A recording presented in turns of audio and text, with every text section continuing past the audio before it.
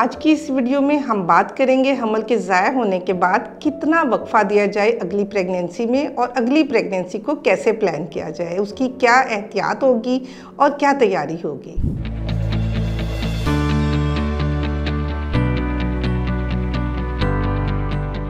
अस्सलाम वालेकुम जी, मेरा नाम डॉक्टर समीना तौफीक है। मैं पिछले 28 साल से गायनी ऑब्स के शोबे में अपनी खिदमत सरअंजाम दे रही हूँ।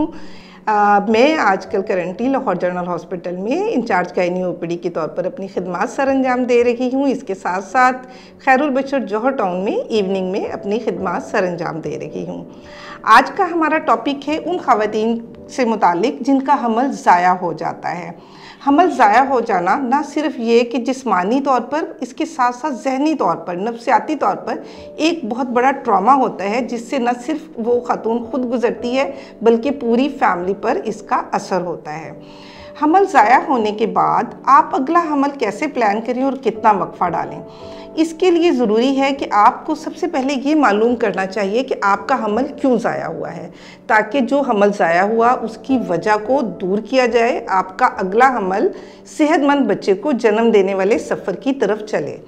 तो हमल ज़ाया होने की बहुत सी वजूहात में इन्फेक्शंस भी हो सकते हैं, यूटीआई हो सकता है, पीआईडी हो सकता है, क्रोमोसोमल एनोमलीज हो सकती हैं, कोई ऐसी एंटीबॉडीज़ बॉडी में बन रही होती हैं जो कि हमल को ज़ाया करने का सबब बन सकती हैं। इन तमाम में से आपकी वजह क्या थी, इसका जवाब लेने के लिए आपको अपने गायनेकोलॉजिस्ट को विज़िट करना है, जो आपको चेक करने के बाद आपके कुछ टेस्ट कराएंगे और आपको बताएंगे कि आपको अगले हमल में क्या एहतियात इख्तियार करनी है।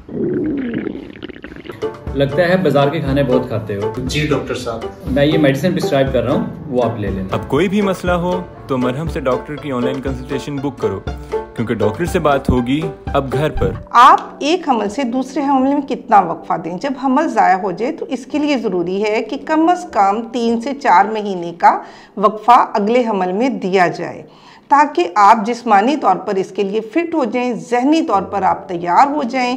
आप अपनी ग़िज़ा का ख्याल रखें। अगर आपको हमल ज़ाया होने की वजह से खून की कमी हो गई है, आपकी एचबी लो हो गई है, तो आप अपनी खून की कमी को आयरन सप्लीमेंट से पूरा कीजिए, ग़िज़ा से पूरा कीजिए, हेल्दी लाइफस्टाइल अपनाइए। आप वॉक को अपनी रूटीन में शामिल रखिए और एक्टिव रहिए। एक्टिव, हेल्दी और 7 से 8 घंटे की गहरी नींद आपके लिए ज़रूरी है। 4 से 6 माह के बाद आप अपना 3 से 4 माह का जो मैंने वक्फा बताया है, आप अगली प्रेगनेंसी को प्लान कर सकती हैं। इस प्लानिंग से 3 माह पहले आपको, जैसे मैंने बताया, लाइफस्टाइल, मुतवाज़न ग़िज़ा, अपनी नींद और फॉलिक एसिड की टैबलेट रोज़ाना एक आपने 3 माह तक प्री प्रेगनेंसी ज़रूर लेनी है।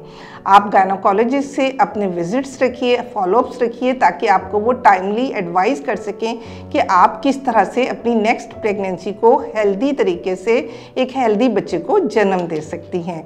इसमें सबसे ज़्यादा सपोर्ट की ज़रूरत होती है कि आपको फैमिली सपोर्ट भी मिले। जब आप फिज़िकली फ़िट हैं, साइकोलॉजिकली आप तैयार हैं ज़हनी तौर पर अगले बच्चे के लिए, हमल की तब्दीलियों के लिए, और आपने अपने लैब टेस्ट कराए हैं जिनमें आपकी शुगर, आपका ब्लड प्रेशर, आपकी खून की कमी सब नॉर्मल आ रही हैं, तो आप अपनी प्रेगनेंसी प्लान कीजिए और हमल के 9 महीनों को सेहतमंद तरीके से गुजारिए और एक सेहतमंद बच्चे को जन्म दीजिए।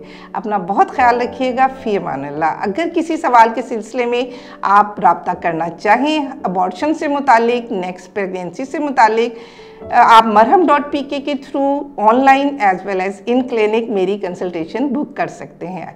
फ़ी अमानिल्लाह।